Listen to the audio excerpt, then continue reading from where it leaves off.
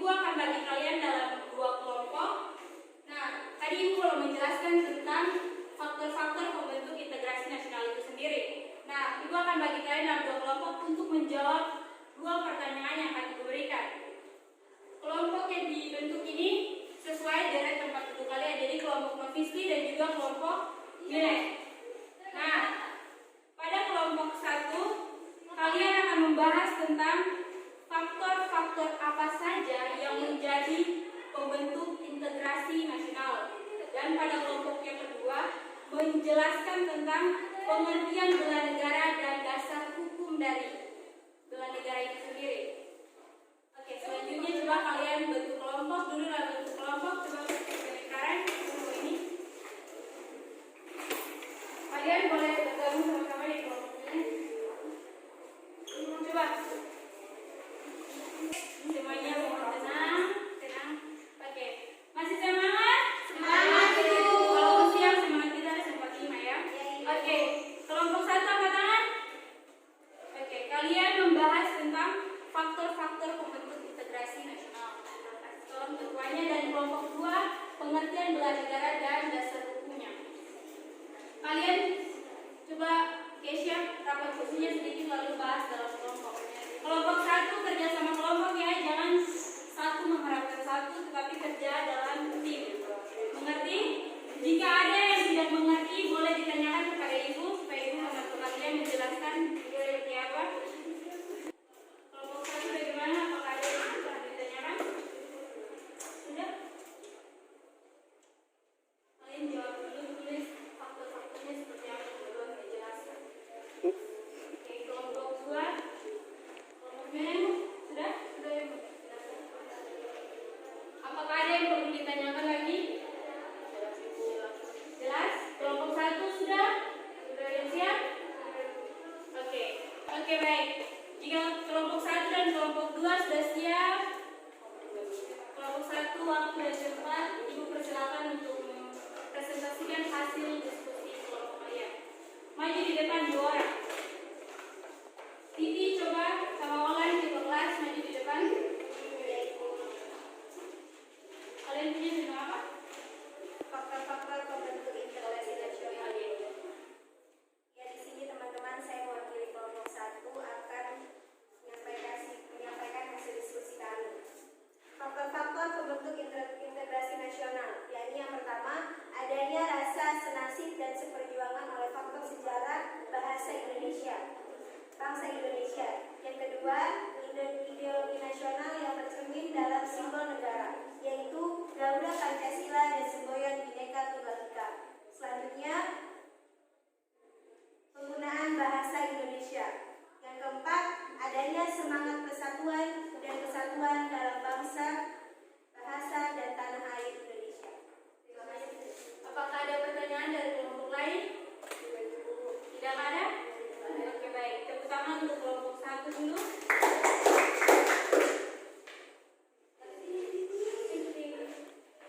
Ya, sebelum kita lanjut ke kelompok 2, Ibu mau menjelaskan dulu berkaitan dengan faktor-faktor pembentuk integrasi nasional. Ya, yang sudah disampaikan kelompok 1 bahwa yang pertama adanya rasa senasib dan seperjuangan karena faktor sejarah.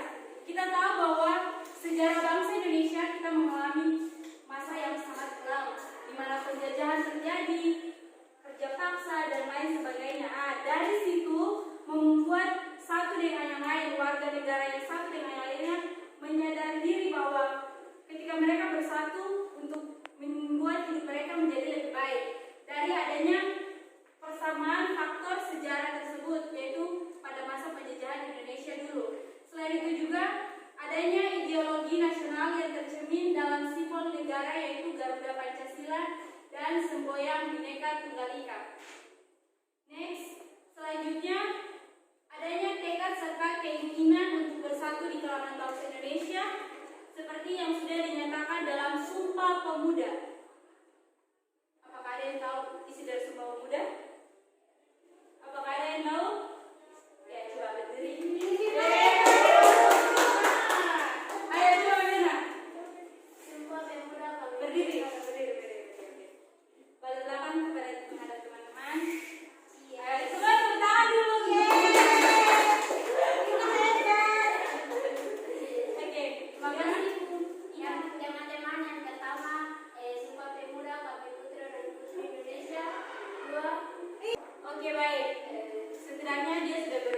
kalau memang belum bisa, itu jadi tugas bukan hanya untuk dia, tetapi semuanya minggu depan sebelum memulai pelajaran kalian harus menghafalkan isi dari Sumpah Pemuda. Mengerti? Mengerti, Bu. Oke, selamat mulai. Terima kasih. Oke, kita next saja. Pada pembahasan yang berikutnya yaitu berkait masih tetap pada faktor-faktor yang berikutnya adalah penggunaan bahasa Indonesia. Perhatian ke depan. Lepas tuh, kakak dulu masih. Ya, baik. Berkait faktor selanjutnya yaitu penggunaan bahasa Indonesia. Kalian tahu kan Indonesia mempunyai banyak sekali keanekaragaman bahasa. Nah, bahasa di sini yang dimaksud adalah budaya dari daerah masing-masing. Tidak mungkin. Milen asal dari mana? Dari K. Desi dari mana? Apakah kalian punya bahasa daerah sama?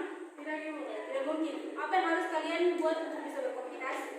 Menggunakan bahasa Indonesia. Ya, betul sekali.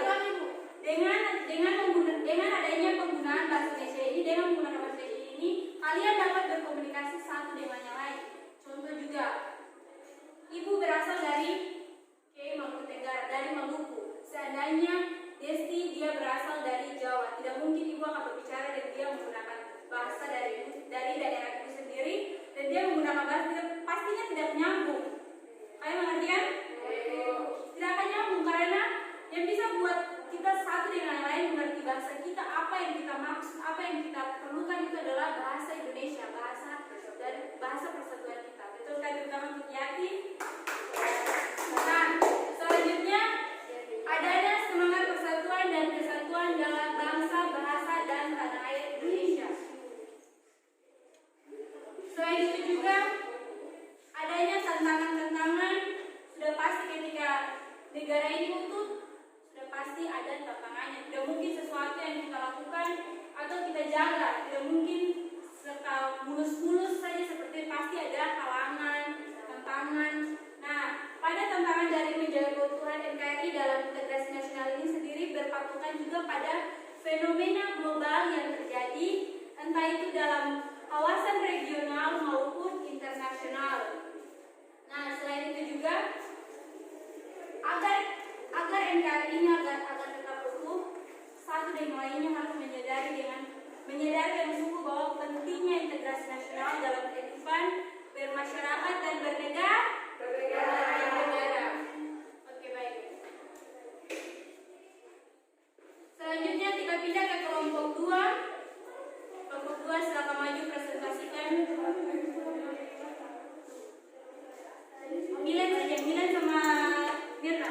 Boleh bantu ke depan untuk mempresentasikan. Sudah siap kan? Oke, teman-teman, mau terbuka. Ketua kelas, mengisi. Di sini kami dari kelompok 2 dan saya mewakili kelompok kami. Di sini kami akan menjelaskan hasil dari diskusi kami dengan judul pengertian bela negara dan dasar hukumnya. Yang pertama, bela negara adalah sikap dan perilaku warga negara yang dijiwai oleh ketuanya kepada negara kesatuan Republik Indonesia berdasarkan Pancasila dan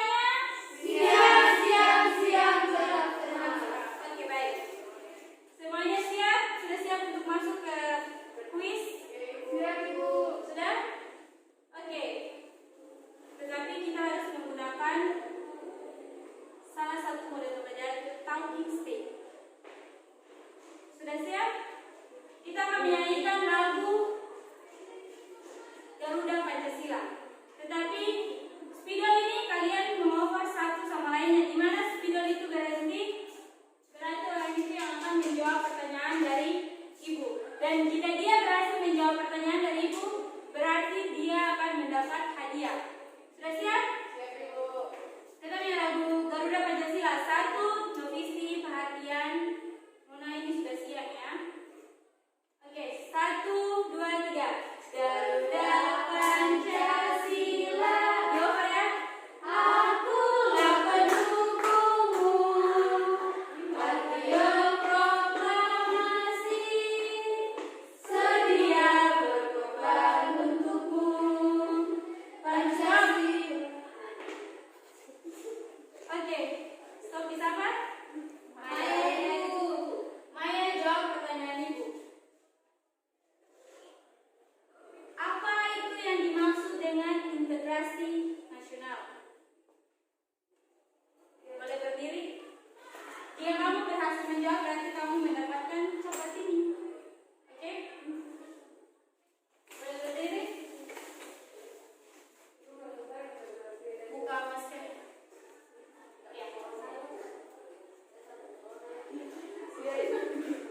Oke, lanjut. Fokus nah. Menurut saya integrasi nasional adalah rasa kesatuan yang ada pada Oke, baik sekali. Tepuk tangan untuk Maya. Baik. Lanjut. 1, ulang lagi, kita ulang lagi untuk tongkatnya berjalan lagi. 1, 2, 3. Garuda Pancasila. Menyanyi ayo. Akulah pendukungmu. Patriot proklamasi. Milen. Milen. Dasar hukum bela negara adalah menjadi dasar hukum bela negara adalah Undang-Undang Dasar tahun 1945. Oke, baik. Tepuk tangan dulu. Ini. Tidak, kamu pengen dulu. Lanjut lagi. Masih ada kesempatan berapa ya? 3. 3 kali lagi. Jadi yang belum dapat jauh lebih hati. Oke. 1, 2, 3. Garuda Pancasila. Akulah pendukungmu. Stop. Dikembalikan ke Desti.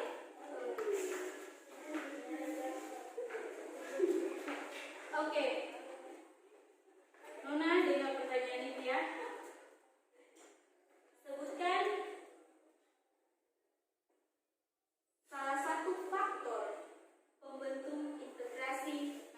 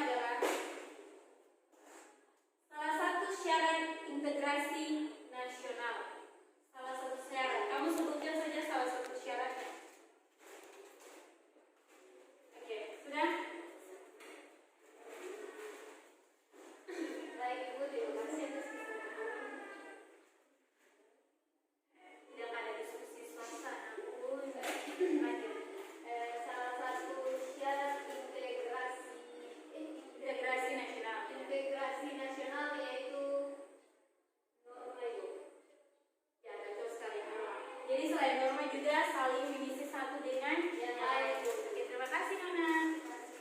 Oke, buat yang belum dapat jangan berkecil hati. Mungkin next pelajaran berikutnya kita akan